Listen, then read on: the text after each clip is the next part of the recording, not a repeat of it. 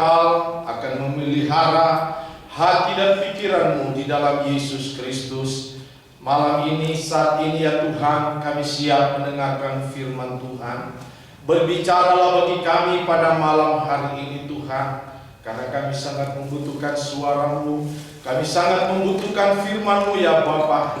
Karena firman Allah adalah petunjuk dalam perjalanan hidup kami.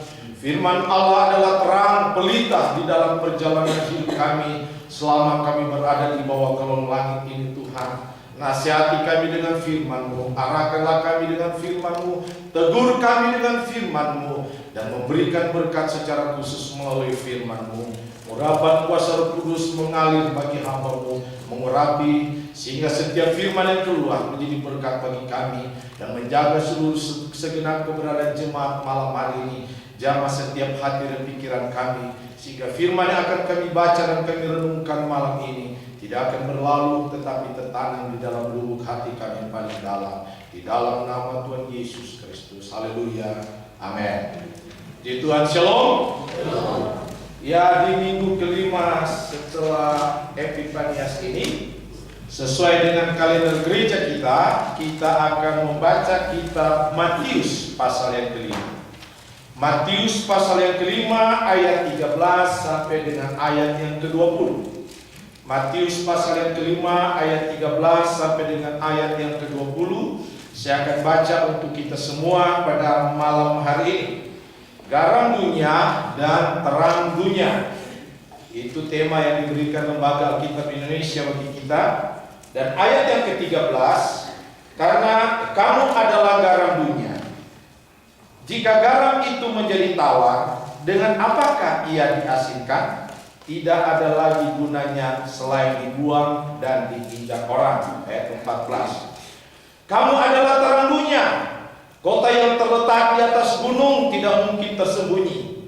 Lagi pula orang tidak menyalakan pelita lalu meletakkannya di bawah gantang, melainkan di atas kaki dia, sehingga menerangi semua orang di dalam rumah itu.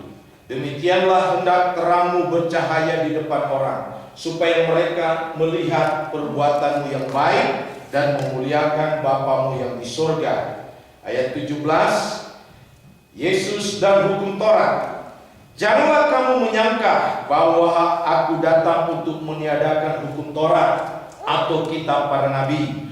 Aku datang bukan untuk menyediakannya, melainkan untuk menggenapinya. Karena aku berkata kepadamu, sesungguhnya selama belum lenyap langit dan bumi ini, satu iota atau satu titik pun tidak akan ditiadakan dari hukum Taurat sebelum semuanya terjadi. Karena itu, siapa yang meniadakan salah satu perintah hukum Taurat sekalipun yang paling kecil dan mengajarkan demikian kepada orang lain, ia akan menduduki tempat yang paling rendah di dalam kerajaan surga.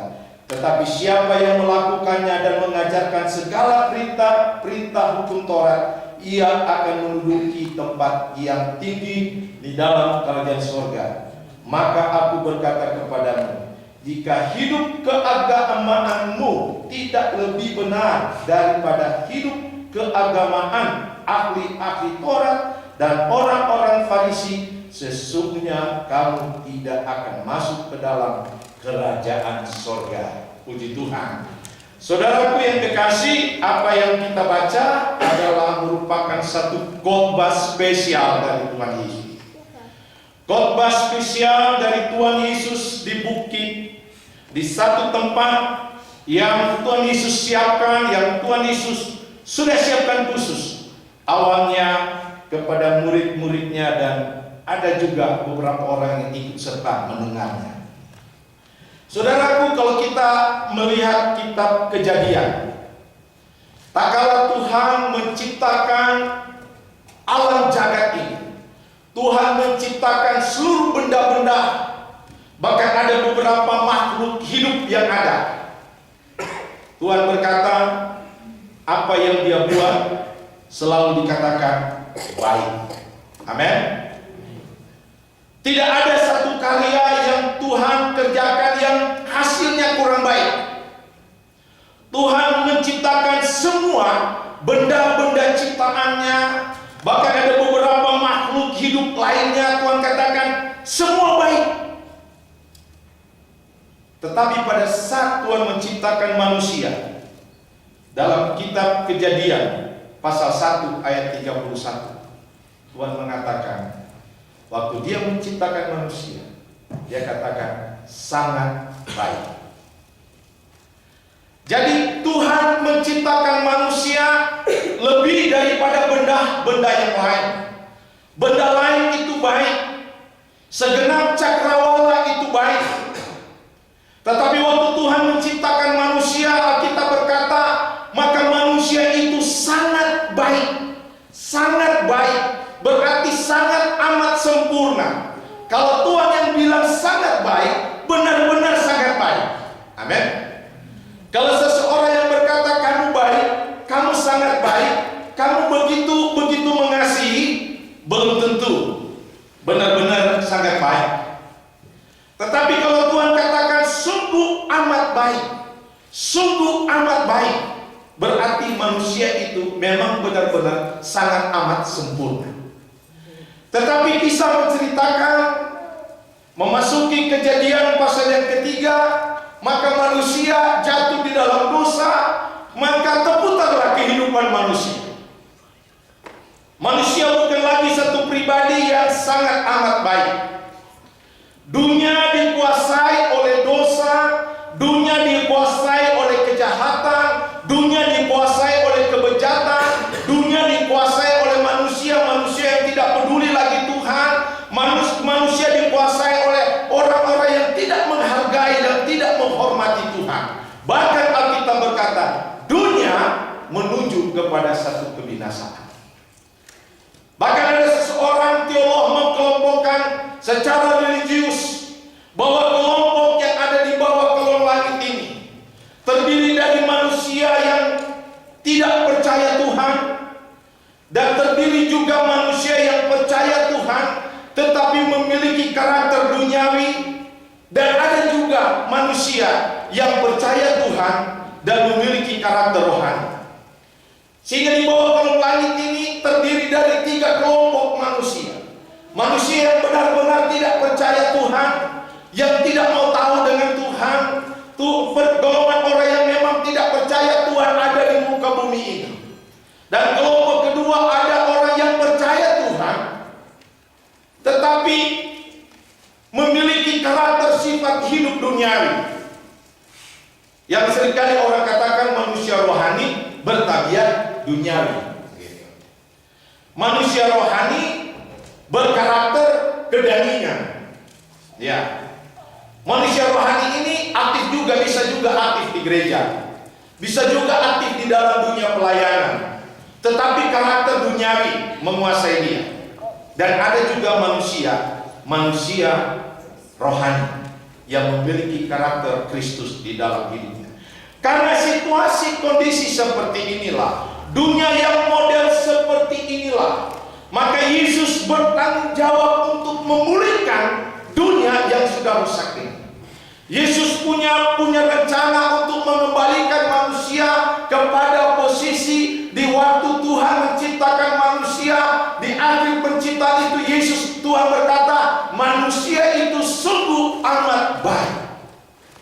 Tuhan punya visi kembali, Tuhan punya rencana untuk mengembalikan manusia kepada posisi yang sebenarnya. Manusia itu sungguh amat baik, sungguh amat sempurna. Oleh sebab itu dalam misi ini Alkitab menceritakan apa yang kita baca di dalam Matius pasal yang ke-5. Diawali dengan sekelompok murid-murid Yesus. Yesus bawa ke bukit, dan di sana dia menyampaikan firman. Kalau kita baca dari ayat yang pertama, berbahagialah dan berbahagialah, berbahagialah. Dan pada ayat yang ke-13 ada satu tugas khusus Tuhan kepada mereka yang mendengarkan ucapan Yesus di atas bukit. Yesus mengambil 2 simbol. Kedua simbol ini adalah satu simbol yang sangat amat dibutuhkan oleh setiap manusia. Yesus berkata, kamu adalah garam dan kamu adalah terang dunia. Tuhan tidak berkata kamu adalah seperti garam. Tuhan tidak berkata kamu adalah seperti terang.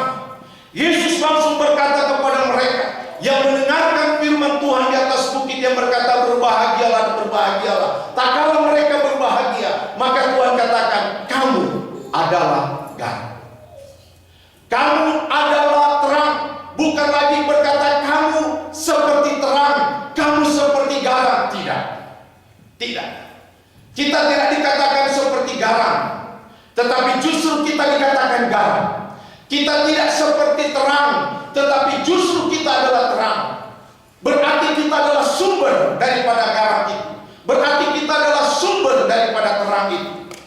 Terang dan garam, benda-benda yang sangat dibutuhkan oleh manusia. Benda-benda yang sangat dibutuhkan oleh manusia. Bahkan garam ini kalau kita membaca Perjanjian Lama, saking sesuatu yang amat sangat berharga, sehingga ada satu perjanjian antara manusia dengan Allah atau Allah dengan manusia. Salah satu simbol yang dipakai oleh Tuhan kepada manusia dalam simbol perjanjian dipakai perjanjian garam. Berarti benda ini adalah satu benda yang amat sangat berharga. Apalagi ibu-ibu, yang bukan cuma ibu-ibu, banyak juga bapak-bapak yang berkecimpung di dapur. Bapak-bapak, ibu-ibu juga sudah banyak berkecimpung di dapur. Kecuali saya di dapur juga. Tetapi membantu istri saya nyuci piring di dapur juga sama. Dia tukang masak, saya tukang cuci piring. Kerjasama yang baik. Nah, kan? Tapi di dapur. Nah, saya nggak pernah taruh garam di tempat masakan dari istri saya. Istri saya yang taruh. Kalau kurang garam atau lebih garam baru saya yang rasa, gitu kan. Nah, gitu. Ya, nah rasanya ini itu yang agak kadang-kadang nggak masuk. Kurang garam. Satu bilang sobanya garam, masih kurang. Nah, akhirnya tergantung kepada lidah masing-masing, ya kan? Ya jelas kalau orang baru makan permen makan garam, ya jelas garam sekali, ya kan? Ya kalau orang yang lagi lidahnya lagi tawar, dia lagi taruh garam satu kilo, dia rasa kurang garam. Gitu. Tergantung lidah ini udah kena apa duluan, gitu kan? Sudah terkontaminasi dengan apa dulu, gitu kan? Jadi sulit mengukur lebih dan banyaknya garam. Yang jelas bahwa garam ini amat sangat dibutuhkan oleh manusia, yang berhubungan dengan kelanjutan kehidupan manusia. Bahkan dalam Perjanjian Lama ada garam yang difungsikan untuk tumbuh-tumbuhan, itu garam. Dan terang. Siapa yang tidak membutuhkan terang? Yesus mengambil contoh yang sangat tepat sekali, yang sangat mudah dimengerti. Lalu kalau tidak dimengerti lagi, itu namanya blow-on, ya kan? Dia katakan terang. Di siang hari manusia membutuhkan terang, menyinari, dan Tuhan memberikan matahari yang menerangi. Di malam hari di luar ada bulan, di dalam ruangan ada pelita. Dan Alkitab berkata, dan pelita itu bukan ditaruh di kolong, tetapi taruh di atas. Nah, kenapa garam? Saya bertanya-tanya kenapa garam? Yang pertama saya lihat, saya masih ingat dulu waktu saya masih sekolah.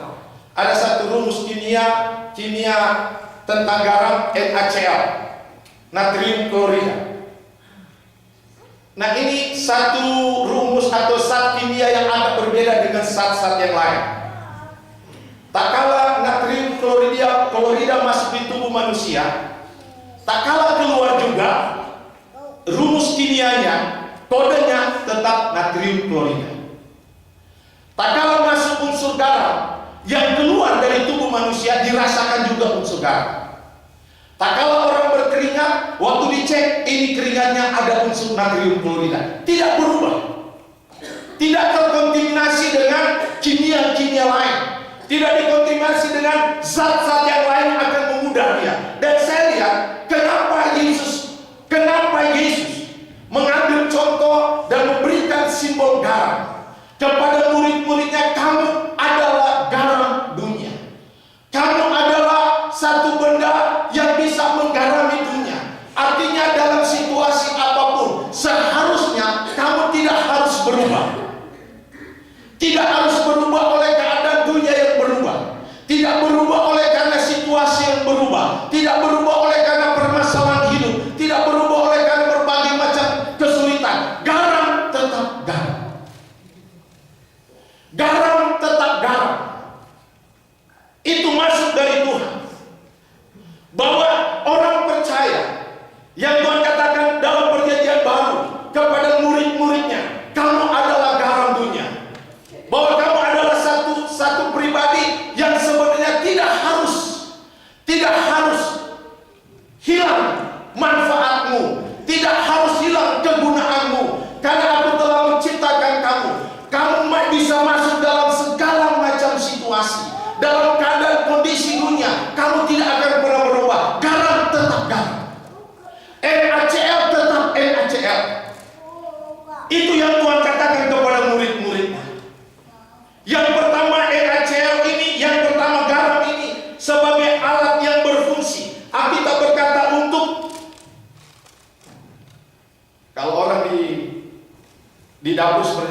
katakan tadi, saya di Manado backgroundnya nelayan. Jadi supaya makanan ikan itu segar, terutama kita taruh garam dengan satu tujuan, supaya dari pagi sampai malam kalau kita mau goreng besok ikan ini tidak busuk. Amin. Ya. Garam itu mencegah kebusukan. Garam itu mencegah benda yang tadinya mengarah kepada sesuatu yang tidak berguna, tidak bermanfaat, tidak akan dipakai, akan dibuang. Dengan kehadiran garam ini bisa membuat benda itu bisa bertahan, bisa bermanfaat, bisa berguna. Dan itu fungsi garam. Dan Alkitab berkata, kamu adalah garam. Tak kala dunia yang sedang menuju kepada kebinasaan, tak kala dunia yang sedang dilanda dengan kebejatan, tak kala anak-anak yang sudah tidak menghargai orang tua, tak kala lingkungan kita sudah tidak bersahabat lagi, maka dunia yang model seperti ini adalah dunia yang sangat membutuhkan garam. Tak kala kita melihat ada lingkungan kita yang sedang mengarah kepada satu kehidupan yang akan binasa, yang kemungkinan tidak akan berguna lagi, dia akan mati percuma, dia akan menjadi pribadi yang busuk. Maka bagian kita yang Alkitab berkata, kamu adalah garam, bagian kita untuk menyegarkan dia kembali, mematikan bakteri-bakteri akan membuat orang itu menjadi busuk, mematikan. Dengan adanya garam, kehadiran garam membuat ikan itu segar kembali, segar. Kalau saya bisa mentipologikan ikan itu, digambarkan di waktu Yesus pergi ke laut bersama dengan murid-murid, dengan Petrus, maka Yesus berkata, engkau akan kujadikan penjala manusia. Setelah Petrus menjadi penjala ikan, selesai menjadi penjala ikan, dia menjadi penjala manusia.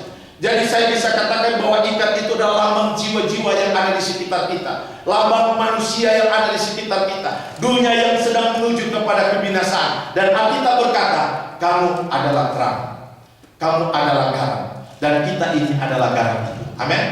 Ya, menyegarkan, tetapi bukan sebaliknya. Alkitab berkata, kalau garam itu sudah tidak ada asinnya, mau jadi apa? Kalau sudah tidak asin, kalau kita sudah sama sekali tidak membawa rasa bagi lingkungan, apa yang terjadi?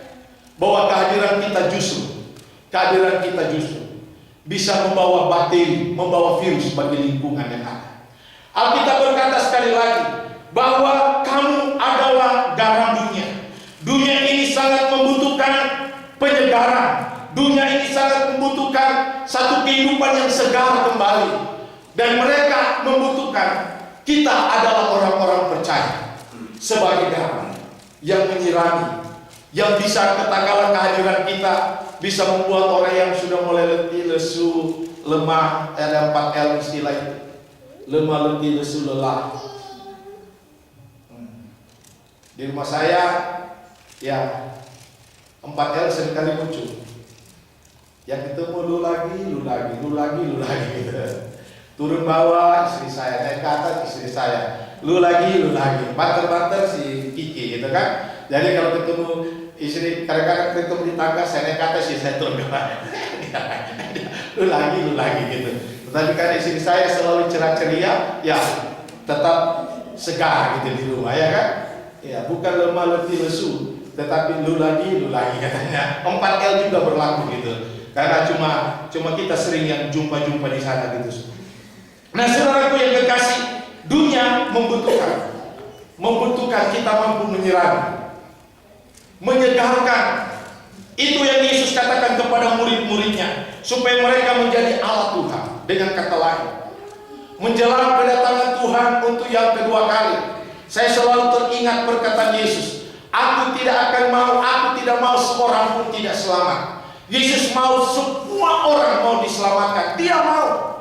Dan dia membutuhkan kawan, dia membutuhkan partner, dia membutuhkan teman-teman sebagai alat untuk menyelamatkan dunia. Dan itu adalah saudara dan saya sebagai garam. Sebagai garam, mari kita bawa garam itu dimanapun kita berada, di tengah-tengah aktivitas hidup kita. Jangan kita berubah justru menjadi batu sandungan yang seringkali saya katakan. mulai lesu, tanya, kenapa nggak ke gereja? Pendeta kok cuma itu. Iyo, kita harus pasti. Gitu. Itu botol ketemu penutupnya, gitu. Itu istilah saya gitu. Kayaknya udah 2 minggu nggak ke gereja.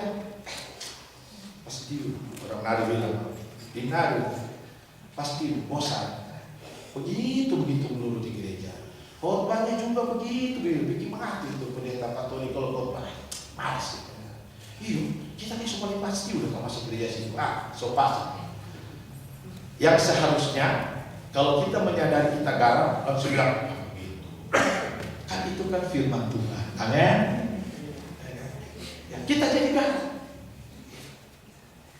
Kita harus jadi garam. Bukan tambah bumbu. Bukan tambah bumbu, bukan jadi tambah batu sandungan. Saya amat senang sekali kalau ada jemaat. Jadi ada istilah begini, domba melahirkan domba, anak domba. Jadi domba ini harus mencari domba. Saya sangat setuju sekali.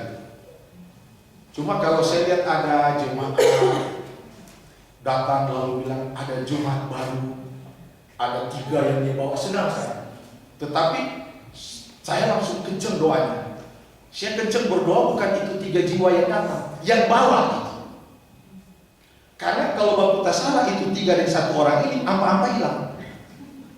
Betul nggak? Jadi doa saya lebih kencang yang bawa gitu.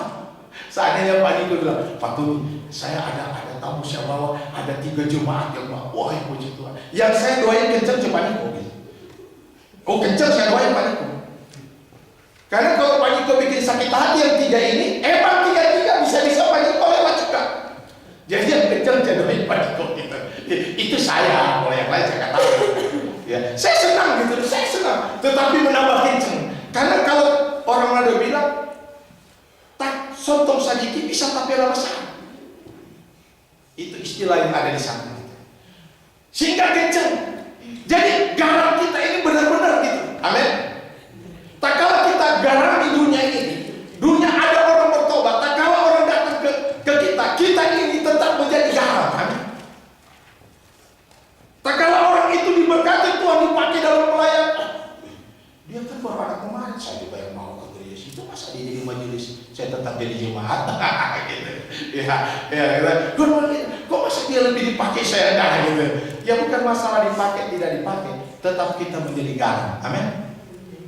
Nah, ini Alkitab berkata kita menjadi garam. Jangan kita menjadi batu sandungan bagi orang.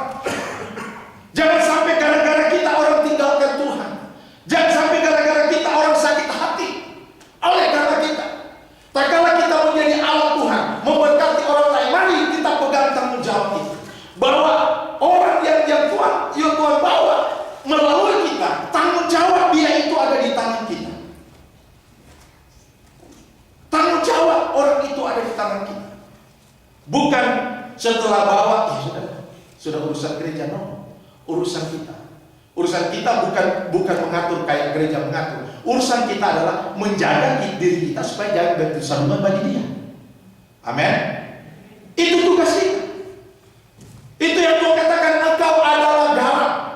Pesan Yesus kepada murid-muridnya supaya murid-muridnya tetap menjadi garam.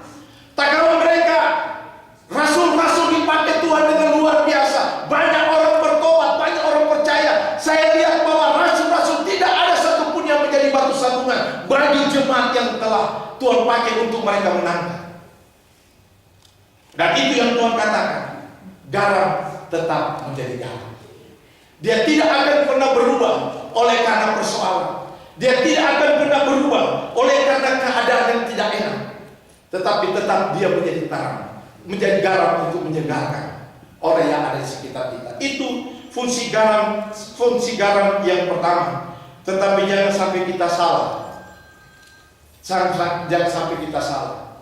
Ada orang berkata begini, Pak Pendeta, tapi kalau garam itu kan anyor kalau kena air. Iya, jadi maksudnya ya kita nggak bisa datang ke gereja karena hujan, anyor. Bisa juga nih orangnya, pintar juga nih. Itu